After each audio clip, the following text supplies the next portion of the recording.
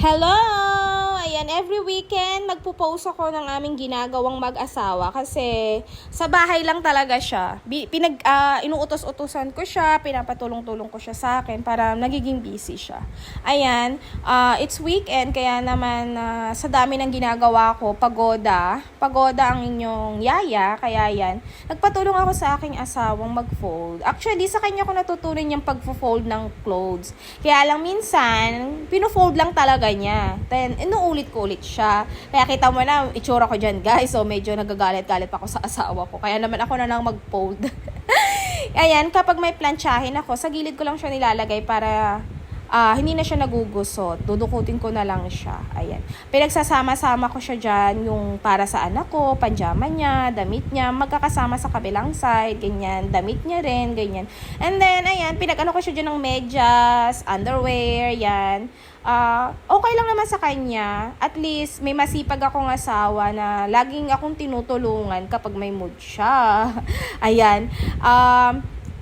May mga alaga din kasi kami sa labas. So, natapos ko ng linisin dyan. Kaya naman nakita niya na medyo pagoda ako. Kaya tinutulungan naman niya ako. And then after nyan, ayan, medyo nag-ano-anuhan pa kami dyang mag-asawa. Kala mo nag-aaway kami, ganyan. Pero parang normal na sa mag-asawa yung gano'n, na parang lagi na lang. Minsan, lagi ko siyang tinitiis. Ayan. Parang sinasabi niya, lagi ko siyang binubuli. Natatawa na lang ako kasi minsan, kaming mag-ina, minubuli namin yung daddy niya, ganyan. Kasi nakakatawa kasi siya minsan. And then after niya, na fold. Iba kasi akong mag-fold kasi ang fold ko talagang diretsyo na doon. Sa drawer, ganyan. Gusto ko maganda. Ayoko nang basta finold lang. And then gusot siya pag kinuha mo. Kasi pag maganda yung fold mo, mabilis na siyang gamitin. Hindi mo na siya kailangang planchahin isa-isa. Ayan, andyan na rin yung mga uniform niya, ganyan. So, sobrang dami kong ginagawa, guys. Luto, laba, iron, ayan, linis sa laba, sa loob, yung mga fur babies namin. May fish tank pa kami, And then, may cat din kami. Kaya naman, ako lahat yon. So, pinapakita ko talaga sa kanya na pagoda talaga ako at tanging makakapag sa akin pag ganitong magpa-plancha day ako, ganyan. Kailangan ko ng energy, sugar sa aking katawan. Nahingi talaga ako sa kanya ng milk tea.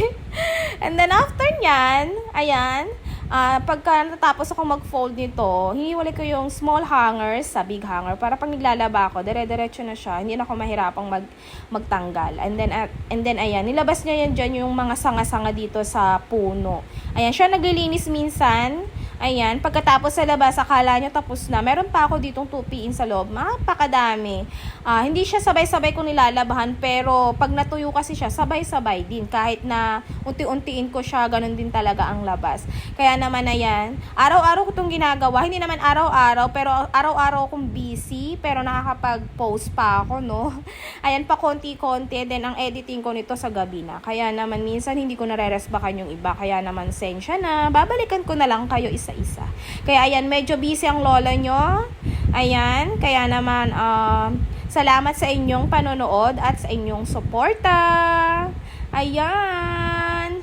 See you on my next video, everyone. Have a great day. Have a good day. Enjoy with your family. And thank you to my husband. Bye!